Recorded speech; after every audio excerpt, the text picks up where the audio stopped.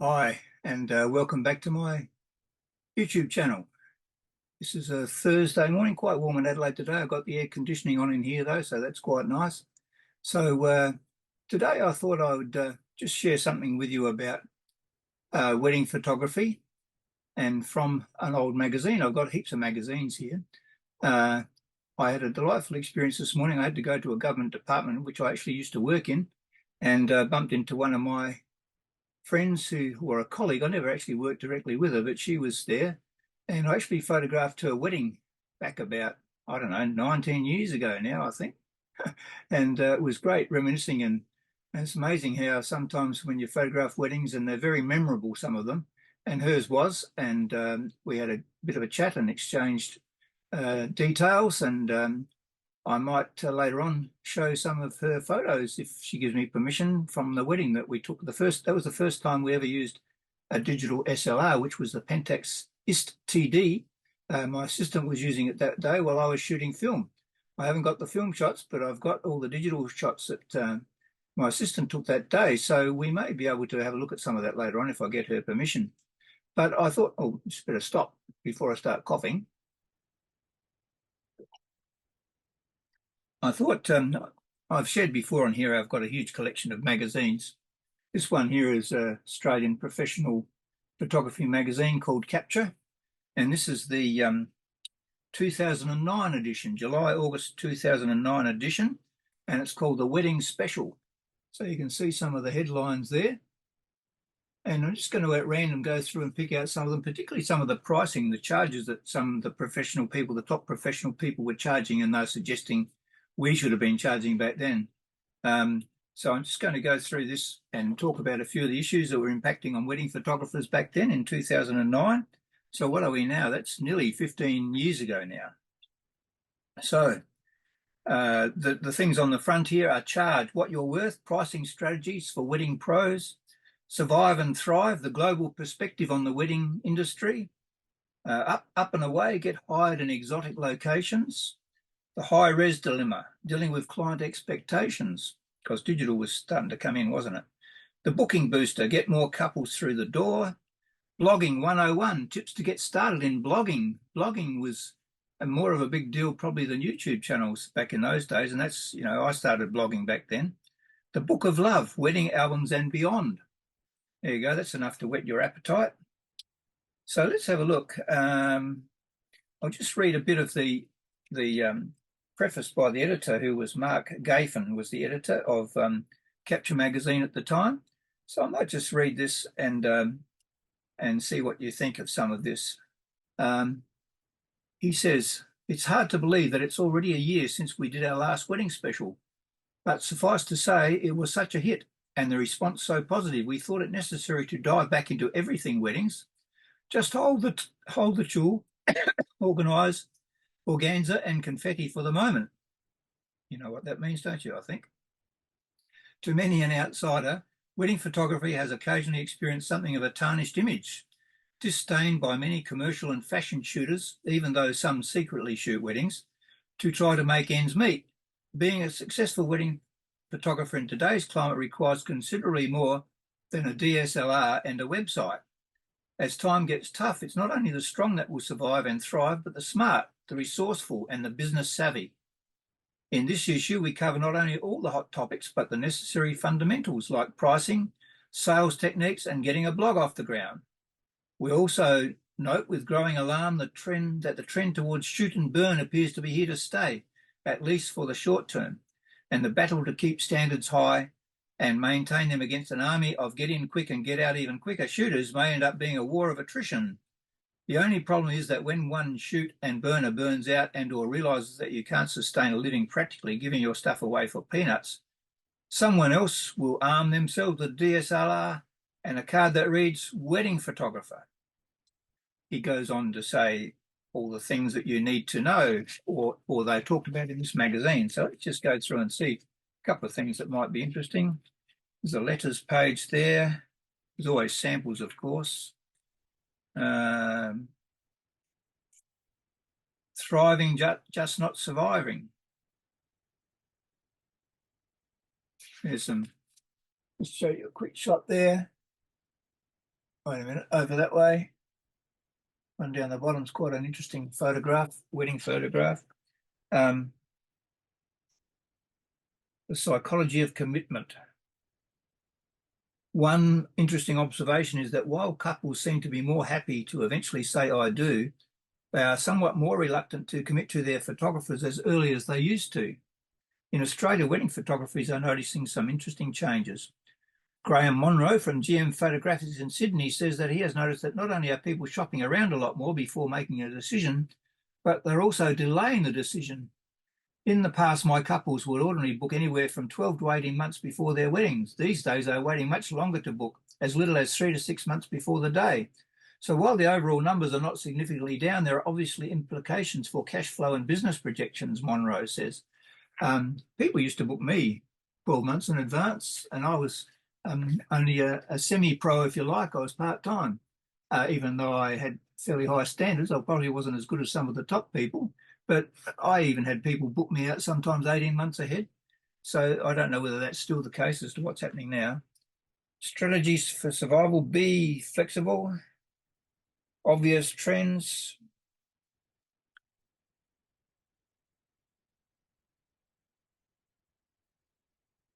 Yeah, some of that's not all that. Pricing for the recession. We must have been having a recession back there. Current threats. One of the obvious downsides of a slowdown is that people can sometimes lower their standards or engage in business practice they would not ordinarily consider ethical or proper in order to secure bookings. The fact that more and more people are buying digital SLRs and then decide to become photographers, and especially those working at the low end of the market, the shoot and burn is having serious impact on the entire industry and consequently the market. Destination weddings. A lot of you have probably done destination weddings. I've done a handful in other states within Australia besides South Australia. And it's talking about how many people, of course, are doing that type of exotic location photography these days. I like this shot up the top here of a couple lying down in a field with some lambs there looking at them. It's a nice conceptual shot. And that was outside of Armidale in New South Wales. And who was the photographer? Let's see. The photographer was 3 Words by James Day. So he was the photographer. High noon for high res.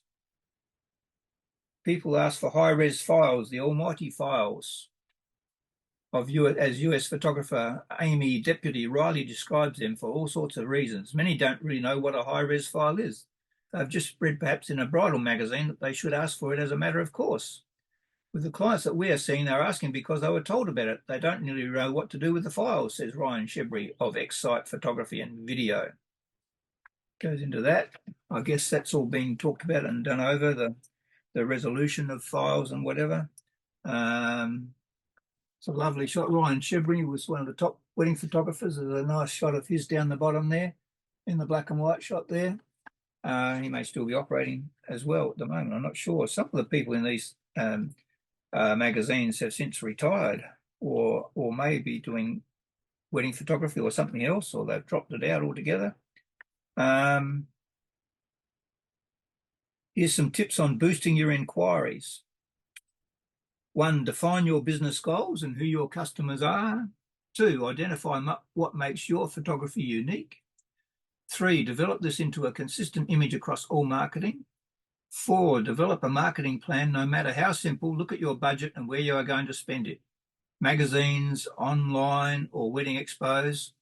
5, review your marketing plan regularly. What is working or not working? Number 6, use your website. Make sure it reflects your style and works for your customers. Update it regularly. Number 7, maximize your word of mouth referrals. Make sure you make every customer contact an outstanding experience. 8, follow up regularly with your customers and referral contacts. Phone inquiries, the basics. This is interesting because back then we were into mobile phones, but before that, when I started, it was just a landline. Phone inquiries, the basics. If your first point of contact is the phone and you're not getting it right at that stage, don't expect another charge. Below are some of the common complaints levelled against Wedding Studio on wedding forums. Nobody returned my calls. The person on the phone didn't seem interested. They were condescending or treated me like an idiot. They didn't really answer my questions. All these complaints could be easily avoided with a focus on basic telephone etiquette. Instinctive desires suggest the following 7 points as essential for anyone dealing with customers on the phone at your studio. 1, sound cheerful. The first impression really does count. 2, give 100% attention to the call. 3, treat each prospect as if they were your best customer, even if they do not proceed any further with your studio. 4, ask for their name and use it. 5, repeat their answers to your questions, as it will show that you are listening. 6, ask them where they heard about you and what it was that appealed to them. 7, follow up and answer phone message promptly. Nobody is busier than a working bride planning a wedding and probably wants to feel like their business doesn't matter anything to you. Yes, well, I guess you get a lot of booking inquiries online, and I certainly had all those sort of issues to deal with uh, that first point of contact. I used to work during the day and do weddings on the weekend, and of course, if I got home and there was an answering message on my answering machine, by the time I got back to it, they'd probably already booked someone else. So, but these days with mobile phones, we can get our messages a lot quicker, can't we? So, what else is in here?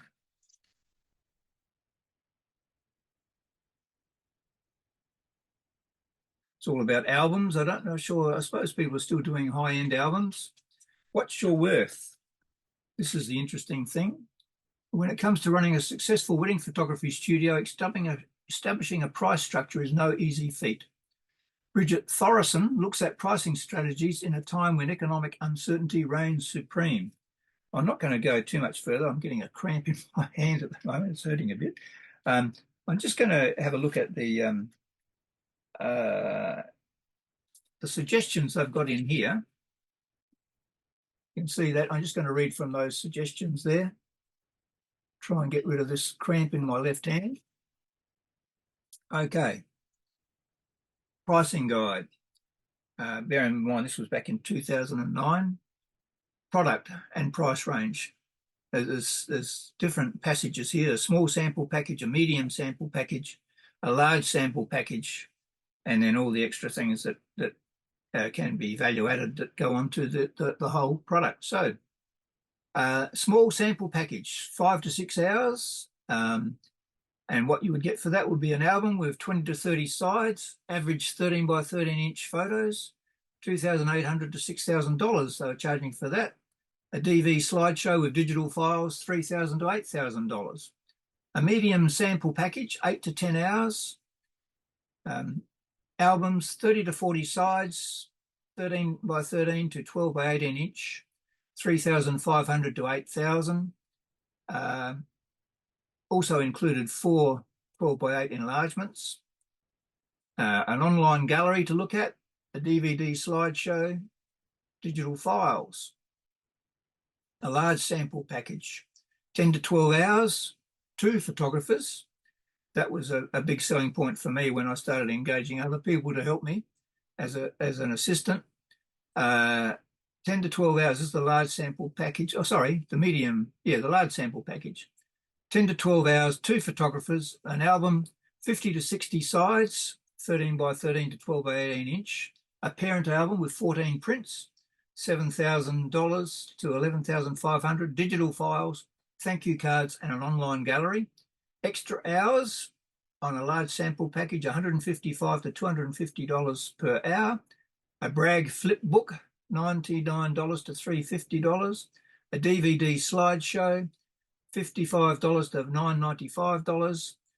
Canvas prints, 16 by 20 inch, $295 to $330. Smaller prints, 4 by 6, $10 to $24. 5 by 7 inch, $18 to $37. 8 by 10 inch, $33 to $56. A parent album with 14 sides, 9 by 9 inch, $300 to $900. An album, 13 by 13 inch, $1,500 to $3,000. Extra album pages, $70 to $180 per page. High-res images, $110, 12 months after the wedding. And that would cost you $2,000. So you didn't get that until 12 months after the wedding. I had arrangements like that where I would give out my negatives 12 months after the wedding. And some negatives didn't ever go out. They didn't come back and ask them for them. And some of them did, of course. So that's a little bit there about what they were suggesting a fully fledged professional should be charging back then. Blogging 101. So you've got a real website, a great website, and you might even send regular e-newsletters, but can you take your electronic marketing to the next level? Discover Casey Bloom, Bluhm, and Bridget Thorison discover the power of the blog. And says getting started with whether you consider yourself a techno wizard or can barely navigate a PC, there are blogging platforms to suit your needs. Beutner created his blog using Google's blogger.com, which is what I use. And like most blogging platforms, Blogger is free to use and easy to set up. The initial setup took around an hour of fiddling around, says Beutner, and then you can refine as you go. And then there are other ways you can go about it. I'm not sure how many wedding photographers are actually using blogs to supplement whatever else they're doing now, their website. They probably do. And there are some simple tricks to use to get your blog up and running. And there's all the usual advertising here. What's hot? Gear. Lots of gear here, but they do give a shout out to the Eneloop batteries, AA batteries, just down the bottom there. I find those AA batteries, if you're using them, they're the best ones, and they work well in my Pentax digital SLRs. Stimulate your brain. Albums Australia was advertising. So that's a little bit of a glimpse of what was happening with weddings. Once again, it's a nice photo on the cover there. You have a look at that one there. Who was that by? Let's have a look and see who that was by. Cover, Marcus Bell, one of Australia's famous wedding photographers, was from Studio Impressions in Brisbane. That was his cover shot. So there you go. I'm intending to, because I've still got heaps of these photography magazines here, I'm intending to do a bit more of that as well during this year. So thanks for watching. Like if you like, subscribe if you wish.